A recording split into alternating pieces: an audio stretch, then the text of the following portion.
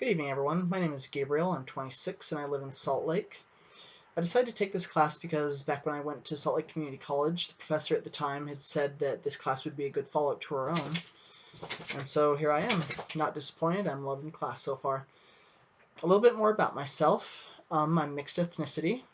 Parts of it come from Africa. A majority of it comes from Scandinavia.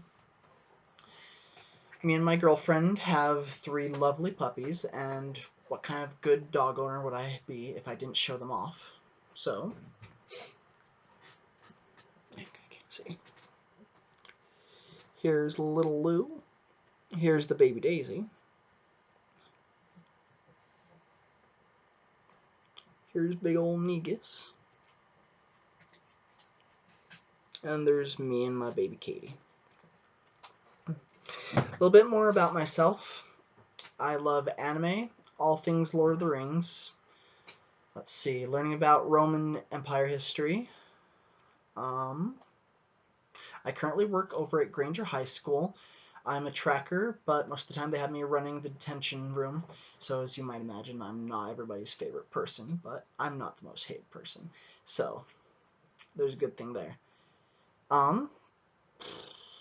Let's see. One of my best experiences with compassion was 1 or 2 years ago at a junior high that I used to work at. The office had called saying that there were kids smoking weed over at the tennis court, and so they called me, another tracker, and a police officer to go and check it out. So when we go and check it out, a group of kids runs away, but oddly enough, one kid stays there. And so when we go and speak to him, we ask him why he's not in class, and he says class hasn't started yet. But it's 8:55, so we tell him that he's about an hour and 25 minutes late to class. So we ask him where he's going. He says he's going to seminary. So we take him over to seminary, and we head back to the main building. But just a few short moments later, we see him walking back out of seminary, back to the tennis court. And so it's like, that's odd. Did he leave his phone charger? Let's go and see. So we go and see, and the officer says, why are you back out here?